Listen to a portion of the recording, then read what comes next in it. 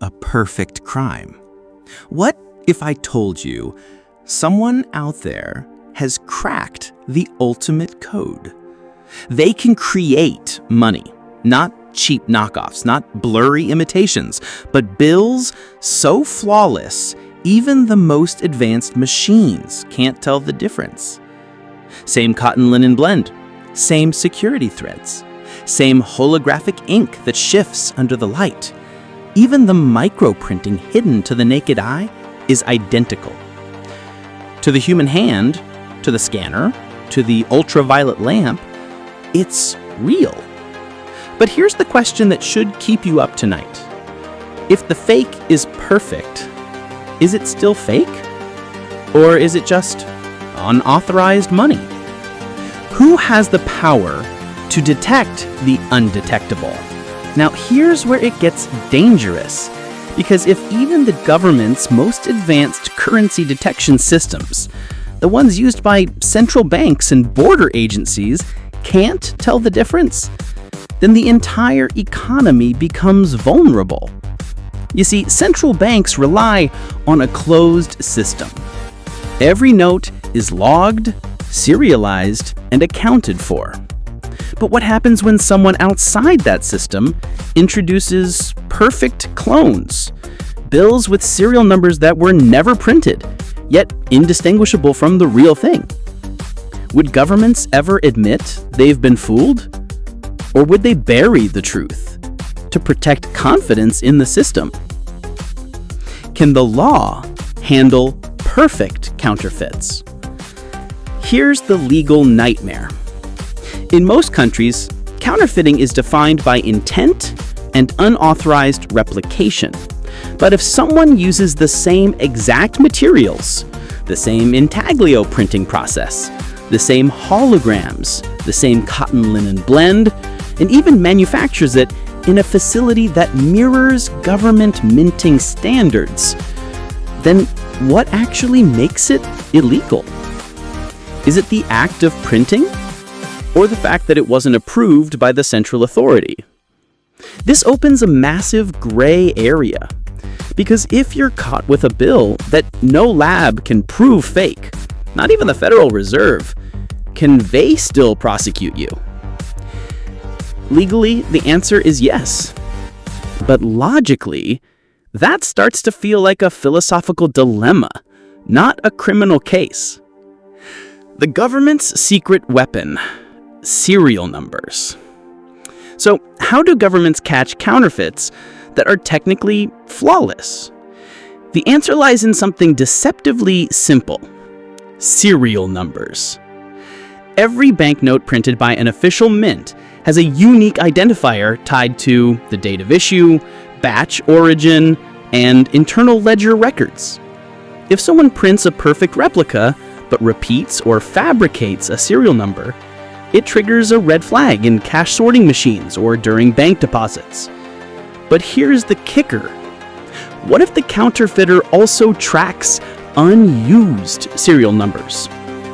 What if they never repeat one and stay within legitimate ranges? Now the system's blind. Even the most advanced AI-driven verification tech wouldn't spot it, because from a database perspective, the note exists. That's when the government stops looking at the paper and starts looking at the people. Surveillance and suspicion. Okay, so the fake money is perfect down to the fiber and serial number. How does the system react when it can't tell the difference? The answer: they stop chasing the money and start watching you. Governments operate massive financial surveillance systems. From ATM withdrawals to large cash transactions, everything gets flagged and logged. If someone suddenly spends an unusual amount of untraceable cash, especially in sectors like real estate, jewelry, or gambling, alarms go off quietly. Banks file something called a Suspicious Activity Report, or SAR, to the Financial Intelligence Unit. No need for proof, just a feeling something's off. The cash might be flawless, but you become the inconsistency.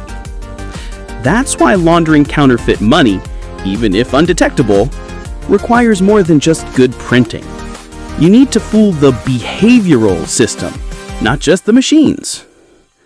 The legal trap. Here's the million-dollar question. If the fake money is completely identical, is it still illegal? Absolutely, without a doubt. The law doesn't care whether it can be detected or not. The act of counterfeiting is a crime, regardless of quality. In the US, for example, under Title 18, Section 471 of the United States Code, whoever with intent to defraud produces any obligation or security of the United States faces up to 20 years in federal prison. It doesn't matter if it fools the bank, the scanner, or even the Treasury itself. If you made it and you tried to pass it, you're guilty. And courts don't play around with intent. Even attempting to print or possess counterfeit materials is enough to ruin your life. So while your fake cash might be perfect, the law sees right through it, because the crime isn't the paper, it's the deception. Can the government detect it? All right, let's say you're a genius. You've cracked the code. You print just $1,000 a month. Not millions, just enough to cover groceries, gas, and maybe a haircut. The bills are identical to the real thing. Same cotton linen blend, same magnetic ink, even the security thread matches the database. He spends it in small-town markets. No CCTV, no red flags, a few bills here, a few bills there. No luxury cars, no sudden wealth, just survival. So, would anyone notice? Would the system feel it? Honestly, probably not.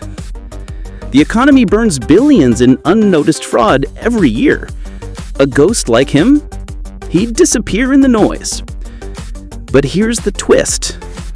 He's still committing a federal crime. Not because he broke the system, but because he dared to imitate it perfectly. The danger isn't the money. It's the idea that someone outside the system could do what only central banks are allowed to. And that is a threat they can't ignore.